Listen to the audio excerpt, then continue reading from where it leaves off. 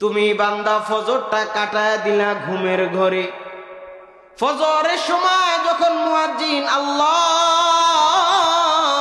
আকবার আল্লাহু আকবার বইলা ডাকে, তখন তুমি কানের মধ্যে আরো ভালো কইরা খেতাগুলা মোড়ায়া দিয়া ঘুমায়া পড়ো।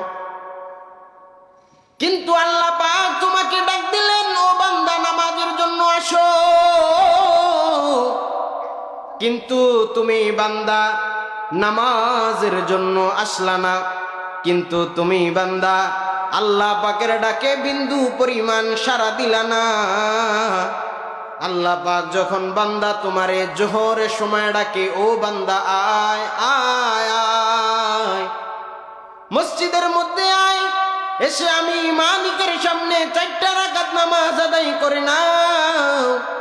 কিন্তু কি দুর্ভাগা, কি কপাল পরা আমরা, ওই জোহরের নামাজেও আসতে পারি না। ওই জোহরের নামাজেও আমরা কাজের মধ্যে মশগুল থাকি। ওই জোহরের নামাজও আমরা কাজে সময় ব্যয় করে জোহরের নামাজও মসজিদে পড়তে আসি না।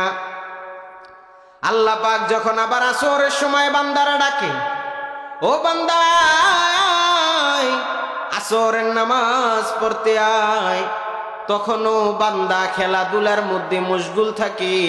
তখনও বান্দা ওই আল্লাহ পাকের স্মরণে, আল্লাহ পাকের কাছে বান্দা এরপরও আসে না। আল্লাহ পাক মাগরিবে ডাকে, আবার এশারে ডাকে, কিন্তু কোন বান্দা আল্লাহ পাকের ডাকে মসজিদে আসে না। আল্লাহ পাক রব্বুল আলামিন যদি ইবলিসকে একটা সিজদার কারণে ওই আসমানে থাকা সব ফেরেশতার আমির ইবলিসকে আল্লাহ পাক দূরে ঠেলে দেয়, যদি একটা সিজদার কারণে আল্লাহ পাক রব্বুল আলামিন ইবলিসকে জাহান্নামী বানায়া দেয়, তাহলে আমি আর আপনি দিনে কয়টা সিজদা মালিকের দরবারে আদায় করি না? তাহলে আমি আর আপনি দিনে কয়টা সিজদা আল্লাহ পাক রব্বুল আলামিন যেই সিজদাগুলা দিলেন ওই সিজদা আদায় করি না? তাহলে একবার চিন্তা করো মুসলমান, আল্লাহ পাক যদি একটা সিজদার কারণে ওই ইবলিসকে জাহান্নামী বানায় দিতে পারে, তাহলে আমি আর তুমি কে? আমি আর তোমারও কপালে জাহান্নাম ছাড়া কোনো গতি নাই। এর জন্য আমাদের খুব সতর্ক হওয়া উচিত, খুব সতর্ক হওয়া উচিত। আমি আর আপনি অন্তত পক্ষে ফরজগুলোর ব্যাপারে খুব বেশি সতর্ক হব। আল্লাহ পাক রব্বুল আলামিন আমাদেরকে এত ভালোবাসেন, এত মোহাব্বত করেন।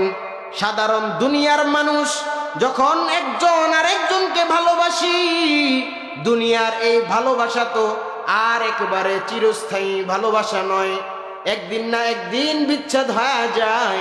তাহলে এই দুনিয়ার ভালোবাসার মধ্যে বিন্দু পরিমাণ ঝামেলা হইলে বন্ধু বন্ধুকে বলে, এতদিন যাবত তোরে মোহাব্বত করার পরে, এতদিন যাবত তোরে ভালোবাসবার পরে আজকে তুই এমন প্রতিদান দিলি, যা যা যা, তোর মতো বন্ধু আমার প্রয়োজন নাই, তুই দূরে সরে চলে যা।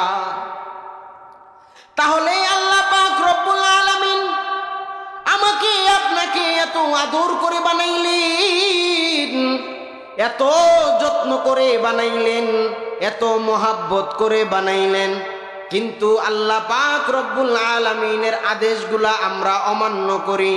আল্লাহ পাক রব্বুল আলামিনের আদেশগুলা আমরা বিন্দু পরিমাণ তোয়াক্কা করি না, কোনো দাম দেই না। মনে রাখবা মুসলমান, কাল হাসরের ময়দানে যখন সূর্যটা আমার আর তোমার মাথা বরাবর চলে আসবে, যখন সূর্যটা এত পরিমাণ চাপ দিতে থাকবে, সূর্যটা এত পরিমাণ তাপ দিবে, ওই আখিরাতের ময়দান গরমে তামা হয়ে যাবে। আল্লাহ পাক রব্বুল আলামিনের সেই আরশে আজিমের ছায়াতল ছাড়া আর কোথাও ছায়া নাই। ওই দিন আমি আর আপনি কোথায় যাব যদি আল্লাহ পাক বলে আজকে আমার কাছে তোমাদের কোনো দাম নেই? কি জবাব দিব, কি বলবো? সেদিন আর কোনো আমাদের কিছু বলার নাই। এর জন্য আমি বলবো বন্ধু, পা ধরে বনি, অন্তত পক্ষে যেই ফরজগুলা আল্লাহ পাক রব্বুল আলামিন দিলেন, এই ফরজগুলা মানব, এই ফরজগুলা দাম অনেক বেশি। আপনি একটা ফরজকে যদি ছেড়ে দেন, আয় হায় কবিরা গুনাহ হইল। আর এই কবিরা গুনাহ আল্লাহ পাক রব্বুল আলামিন তওবা ছাড়া মাফ করে না। এর জন্য সাবধান হওয়া উচিত। আল্লাহ পাকের পক্ষ থেকে আমাদেরকে যখন যা আদেশ দেওয়া হবে, আমি আর আপনি তখন তাই মানবার চেষ্টা করব, তখন তাই মানব। আল্লাহ পাক যেভাবে বলেছেন, আল্লাহ পাক যেভাবেই বলুক না কেন, তখন আল্লাহ পাকের কথা সর্বোচ্চ মানবার চেষ্টা করব তো ইনশাআল্লাহ। মুহতারাম হাজিরিন, আপনারা লক্ষ্য করে দেখবেন, আমরা এদেশের মধ্যে কোরআনুল কারিমাকে উন্মোচন করবার জন্য, কোরআনুল কারিমাকে এদেশের বিধান বানাইবার জন্য, কোরআনুল কারিমাকে এদেশের সংবিধান বানাইবার জন্য, কোরআনুল কারিমাকে দেশের প্রতিটা কলেজ ইউনিভার্সিটির মধ্যে পড়াইবার জন্য একের পর এক মেহনত করছি, একের পর এক কষ্ট করছি, একের পর এক রক্ত জড়াচ্ছি, শুধু এ কারণে যেন বাংলাদেশের মধ্যে আমেরিকান কোনো কালচার ব্যবহার না করা হয়, আমেরিকান কোনো আদর্শ আমার দেশের পুরুষকে, আমার দেশের মহিলাকে যেন ছুঁইতে না পারে। এর জন্য আমরা দিন রাত মেহনত করতে থাকি। আপনার সন্তানকে মাদ্রাসায় এনে দিনের শিক্ষা দেই, এজন্য যেন আপনার সন্তানটা মাদ্রাসার এই শিক্ষা পেয়ে, আপনার সন্তানটা রাসূলুল্লাহর আদর্শ পেয়ে অন্তত পক্ষে পশ্চিমাদের আদর্শ যেন গ্রহণ না করে। পশ্চিমাদের আদর্শ যখন কোনো বান্দা গ্রহণ করবে, পশ্চিমাদের আদর্শ যখন কোনো বান্দা মানবে, তখন ওই বান্দার জিন্দেগি ধ্বংস হয়ে যাবে, ওই বান্দা জাহান্নামে চলবে, ওই বান্দা আল্লাহ পাকের পথ থেকে সরে দাঁড়াবে।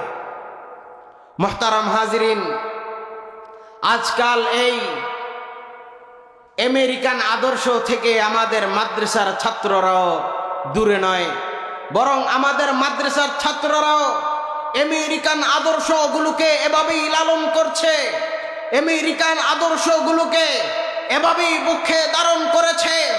আপনারা অল্প কয়েকদিন আগের নিউজ দেখতে পাবেন, ওখানের মধ্যে একজন মাদ্রাসা পড়ুয়া ছাত্র নিজের মাকে প্রেম প্রীতির মধ্যে জড়িয়ে নিজের মাকে 500 টাকার বিনিময়ে হত্যা করে ডিপ ফ্রিজের মধ্যে রাখা হয়েছে। মুহতারাম হাজিরিন, এটাই বলবো, পশ্চিমা আদর্শ যারাই মানবে, পশ্চিমা আদর্শ যারাই ধরবে, এরাই ধ্বংস হয়ে যাবে। এরা এই জাতিকে ধ্বংস করবে, এরা দেশ ধ্বংস করবে, এরা পৃথিবী ধ্বংস করবে।